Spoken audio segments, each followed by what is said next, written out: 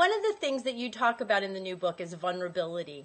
And one of the questions that I got from the Comfort Cafe, which I'll just transition to and we'll see how it works. I'm curious, because this is my focus as an artist and a writer, about the creative process and vulnerability. I would be curious to hear what she has to say about that. I think the arts help us to be vulnerable in a safe way by providing a container for the feeling that is being expressed and explored. I'm in the process of creating a local women's vision group using the arts, and I'm inspired by what Dr. Brown has to say about the continuum from shame to empathy with regard to vulnerability.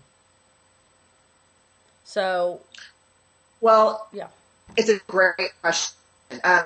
You know, our culture says that shame is weakness. I mean, that vulnerability is weakness. And so I think we survive that belief by practicing invulnerability. I think we gear up, we, put the game face on, right. Soldier through. We soldier through, we suck it up. And I think the hard part about vulnerability is it is at the center of some of the things that we're talking about right now. Yes, it is the center of numbing. It's at the center of perfectionism. It's at the center of shame, grief, fear, things that we don't, no one wants to feel grief. No one wants to feel fear or shame. But the problem with that is that when we cut ourselves off from vulnerability to spare ourselves the hurt of feeling those difficult emotions, there's a huge price, because vulnerability is also the birthplace of joy, love, but creativity. Yeah. Without vulnerability, there can be no creativity. Yeah. Oh my God. Now I'm having one of those. Oh my God. Yes. And somehow shadow comforts, for me, especially in the form of the internet, shut off my vulnerability even more than chocolate. I don't know.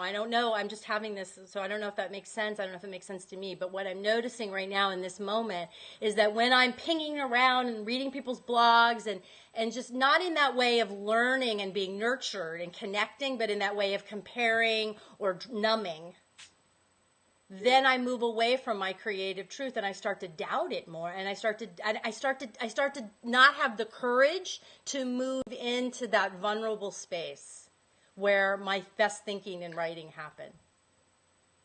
No, and let me tell you that, why I'm having such I've been rendered incapable of having an interview now, because you've gotten all up in my shit.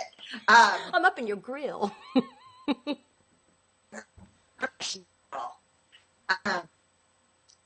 The reason why, I'm a grounded theory researcher, which means I don't take existing theory and prove or disprove.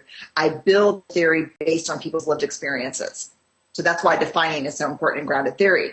One of the rules, the tenets of grounded theory, is to name things so accurately that when people hear them, they hear them in their bones. They ring true. There's resonance. And shadow comforts is so much like that for me, and so accurate, because when you're talking about the internet, or you're talking about food, or you're talking about, it's not just that you're numbing. It's that you're feeding the darkness. You're comforting the darkness. That's right. In you. That's right. And so you have to, I guarantee you it'll be shocking to me if I ever give another talk again without using your name. Really.